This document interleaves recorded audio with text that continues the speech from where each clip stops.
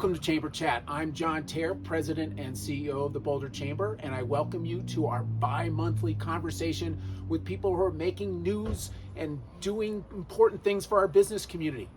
And no better people to have a conversation with about business issues, especially during this election season, than two leaders of our advocacy issues and work at the Boulder Chamber, Andrea Meneghel, who's our Director of Public Affairs, and Jill Grano, who is our Senior Director for Policy Programs. We'll have a conversation with them in just a bit. But first, a few announcements from the Boulder Chamber. First, we have our Beer with John at Avery Brewing. And I know you're going to come for the beers at Avery, but I'll be there too. So I will look forward to having a chat with you at Beers with John. That's on October 20th from 4 to 5:30. Come on down. Avery's a wonderful spot, wonderful partner with Boulder Chamber, and I'm looking forward to just having a chat with those who want to talk about the Chamber and other issues. Second, we have on October 7th our annual Boulder Young Professionals Halloween Extravaganza Happy Hour. So make sure you show up in costume because we're going to have all sorts of prizes and giveaways, but it's just going to be a great time, and that's at license number 1 in the Hotel Boulderado. That's from 5 to 7 p.m. 100% fun. Come on down, enjoy the holiday escapades. And then something important for our business community as we get through the COVID-19 experience, and that is a new partnership that we have with the Inner City Capital Connections. And it is a week-long training program for businesses to help them build resiliency through the COVID experience, but then a foundation for their future success on into the long-term period. And what are they going to offer? They're going to offer tuition-free virtual leadership training. It's going to be on things like access to capital, short and long-term growth strategies, strategic pivots, actionable growth plan, and recovery solutions. And it's going to be held on virtually, so it's super convenient. It's a week-long program, and it's a wonderful, highly skilled group of leaders who are going to be helping to give our businesses the support they need to be resilient through the COVID-19 experience, but on again into the future. So we're going to give you more information on that on this screen. Register soon because the deadline is October 28th. So apply now. This is a special program brought to you by the Boulder Chamber in partnership with Inner City Capital Connections. Okay, so enough of those announcements. Let's get down to business. So it's election season and the candidates are out in the hustings. We have the ballots already coming to you in your mailbox. So we want to make sure you're educated about what's happening. But before I do that, I want to introduce a new member of our advocacy team, Jill Grano. So she has taken the position as Senior Director of Policy Programs. And I'm just going to ask you, Jill, if you can just tell us why is it so important that the Boulder Chamber be active in the advocacy front, and why should our members be engaged in these election season? Great question, John. Well, as I mentioned in my recent Chamber View column, we have all had a front row seat to what happens when businesses suffer. Over these last 2 years, we've seen homelessness rise. We've seen food insecurity skyrocket. We have seen so many detrimental effects to what happens when our businesses suffer, and we need to recover. We need to build back better. And I am so excited to bring my experience in the private sector, on city council, and with Congressman Goose to the chamber and advocate for our businesses for a strong and equitable recovery. Awesome. We're so fortunate to have you on board, Jill. Yeah. Well, let me ask you, Andre, you've had great experience helping the Boulder Chamber develop its platform for the election, its policy positions, and to help folks understand who the candidates are out there. Can you just tell us a little bit about how we formulate those positions? Yeah, absolutely.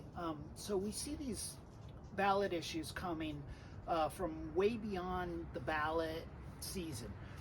Issues formulated in the community. We see proponents and opponents on both sides of these issues. And as a staff, we analyze what's going on those issues, on those topics, what's being said, but more so how it would affect our businesses, our membership, and how it reflects against the principles we've established in things like the Boulder Chamber's policy framework. We then look to see what campaigns form around these issues.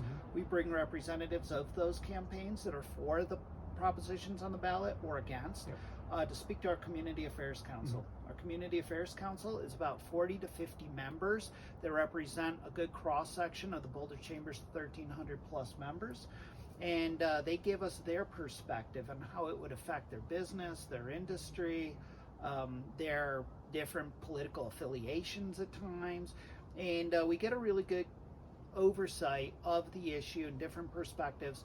But then we continue to do more work in reaching out to our members that are either affected, impacted, benefited, or within the fields that those ballot initiatives hit. And we get more information. We take the feedback of our Community Affairs Council, the research and the data we're gathering, to our policy committee. Our policy committee is made up of a group of folks that are on the Community Affairs Council, but also on our board of directors. We bring them the input, they hear what's been said, what's been provided by our members, and they make a recommendation to our board, who finally approves the position for the Boulder Chamber take on that ballot initiative. So it's a lot of research, input from our membership, and then ultimately brought through our leadership at the Boulder Chamber board. And lots of debate, scrutiny, and analysis. It's debate is a fundamental part of the Boulder Chamber decision-making process, and we get to our ballot positions. Well, then let's talk about some of those positions. So I know that we're following in particular a lot of local policy issues and ballot issues. Can you tell us, the audience, where we stand on some of the issues that are on this ballot? Yes, absolutely. There are 3 ballot initiatives that you guys are going to see from the city of Boulder. We're going to talk about 2 right now. One of them is called Bedrooms Are for People. You might be thinking, what else would bedrooms be for? Well, in the city of Boulder, actually, if you've got more than 3 bedrooms in most zones, it's not for people. We have occupancy limits here in the city that say that in most zones, no more than 3 unrelated people can live together. Occupancy limits are unique to the United States. They really date back to our sort of quest for family values many, many years ago. And cities all across the country have begun to raise them or get rid of them entirely. So that's really what's on the ballot for us this year, is to say every house can have occupants that's 1 person per bedroom. So if it's a 5-bedroom house, 5 people plus 1. So 6 people for a 5-bedroom house, 5 people for a 4-bedroom house. This is not uncommon. The entire state of California, they do 2 people per bedroom plus 1. So a 5-bedroom house could have 11 people. All across sister cities of ours, they do this. So we are in support of this measure.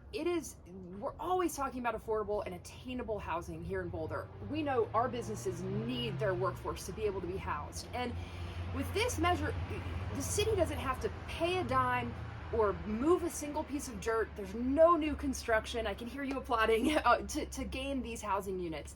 And yet we get some of the most affordable and accessible units in a bedroom.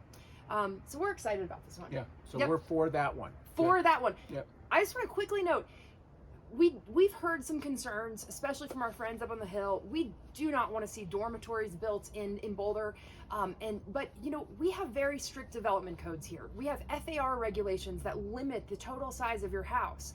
We also have in the bedrooms ordinance provisions that say every bedroom needs to have a window. It needs to have 2 egresses. It needs to be a certain size. So we feel that our development code has actually already addressed the issue. It's actually not possible to build dormitories as we think of them traditionally in Boulder. So just wanted to address that community concern. And also we've talked about that if there are major concerns about somebody coming in and putting in 10 bedrooms, for example, in a 2-bedroom house, that maybe council could come back later and add legislation to limit that sort of thing. Absolutely. Lots of conversations with attorneys on this, and we feel confident council will be able to adjust those. Cool. All right. Well, so what else? Is there any other issue? So, the other one we want to cover today is ballot issue 302. So the first one we just talked about was 300. Now we're going to jump to 302, and that's on CU South and that annexation. We're actually against this one because this is something that the city and many partners have been working on for almost 3 decades now. The city just with a 6-1 vote, voted to approve the annexation agreement. But this is the plot of land out in East Boulder that we all know as CU South, that the university has owned for years, and we really need this land for flood mitigation. After the 2013 flood, we saw our friends and neighbors in the Fraser Meadows neighborhood and elsewhere really come this close to losing their lives, and it was devastating.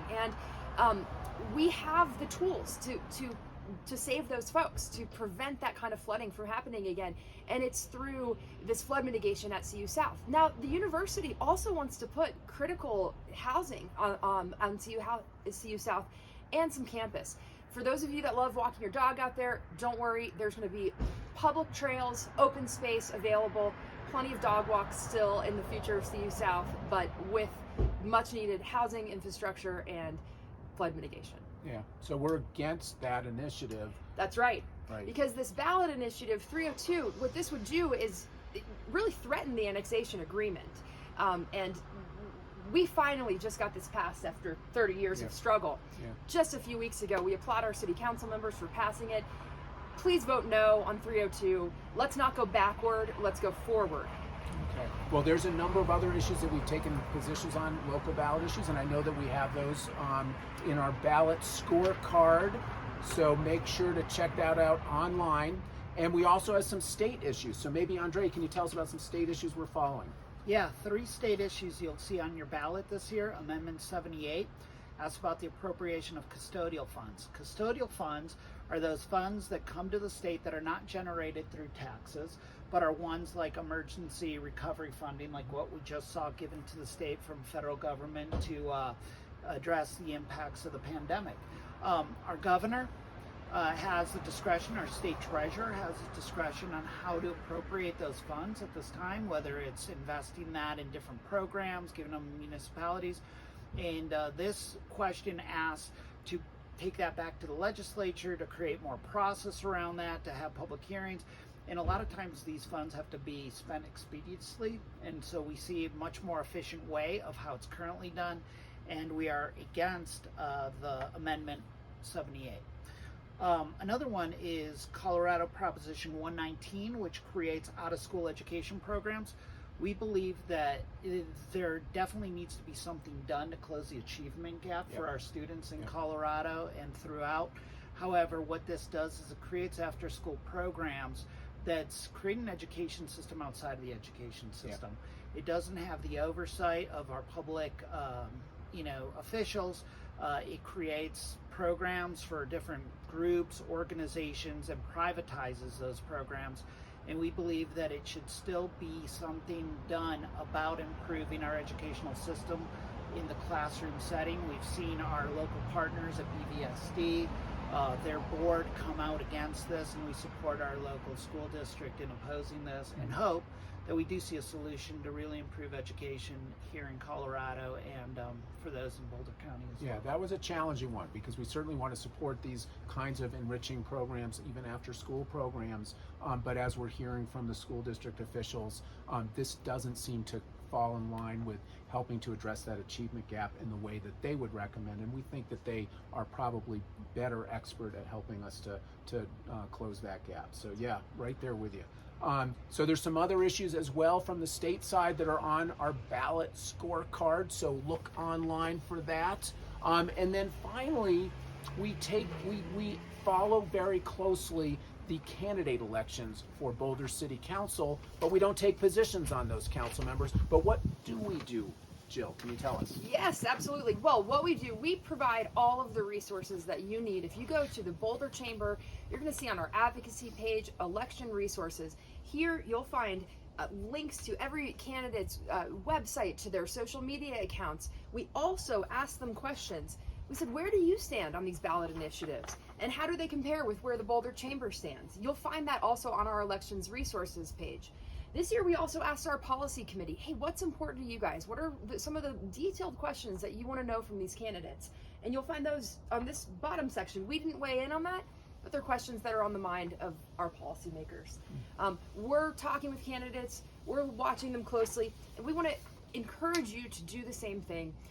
You know, having run for council, I always, say there's a lot of misinformation that goes around during election season. So please take a look for yourself, make your own decisions, talk to the candidates, go to a forum, go to their website, and vote. Most importantly, November 2nd, vote. Vote. Absolutely. That's what this is all geared to inform you so that you know when you get that ballot in the mail, what issues are important to the business community, what positions might be the best approach, and what council candidates seem to best represent your values and your interests. So we're providing all that information in the ballot scorecard.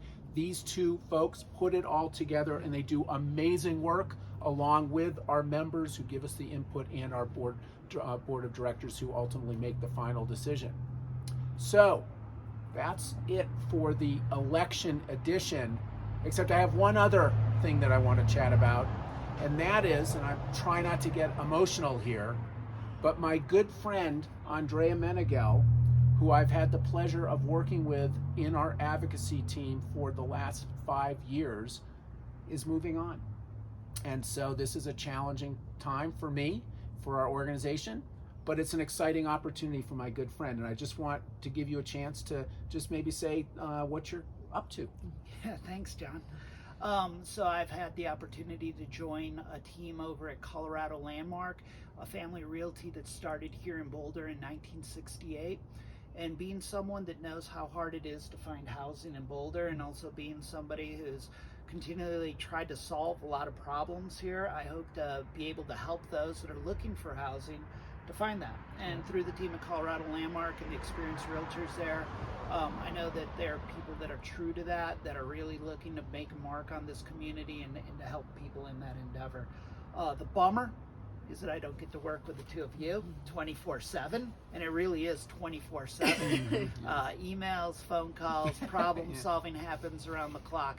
But I do know that the chamber members, which I will be one of, are in great hands with John and Jill, and I just am really happy to be able to be a part of the chamber still, to still be working on local issues. And if there's anybody out there that needs a good resident or member of the private sector for a working group, for any kind of board committee, let me know. Or if you need help finding housing, let me know. There you go. There's right.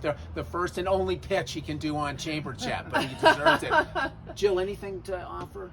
Oh, Andrea, we've really only worked together for the last couple of months, and you have been invaluable. Thank you for the training.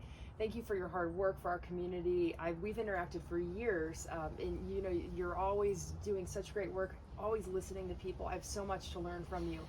And I don't know, I'd like to do a little promoting for Andrea too. Having been a realtor for 10 years, I know that you're going to be outstanding in what all of you are looking for in a real estate agent, is someone who knows the community, who loves the community, who has that inside track, and no one has that more than Andrea. And we are going to miss you, but we'll see you around all the time. And I'll be calling you daily. Thanks, Jill. Boom. Thanks, Well, I'm not done yet. I'm going to say just a couple of things, and then just say, I know how hard you work for this organization, for our business leaders, and for our community, which is the characteristic of the Boulder Chamber. But you uniquely come at it with number one, integrity. Amazing integrity in everything that you do. B, just the heart and values that you bring to the work. Just trying to make sure that we're always following the compass of our values, and at the same time making sure that we're getting all the information so that we make the right decision. And then finally, just as a human, you are such a wonderful person. And woo! I'm going to miss working with you, my friend. So Right there. So that's it. So I'll just say thank you guys both for being on Chamber Chat, and we're going to conclude with, just to make sure you understand, we have a couple of key things for you. First of all, make sure that you check out online our intercity, or what is it, the central, I'm just going to make sure I get it right here, the Intercity Capital Connections training program. Make sure to sign up by October 28th. That's a great week-long program that's absolutely going to be valuable information for our businesses. Second, we need you to vote. That was the whole purpose of this. So November 2nd, get your ballot, study the issues, study the candidates, but get that ballot in by November 2nd. And so that's it. We'll see you next time on Chamber Chat.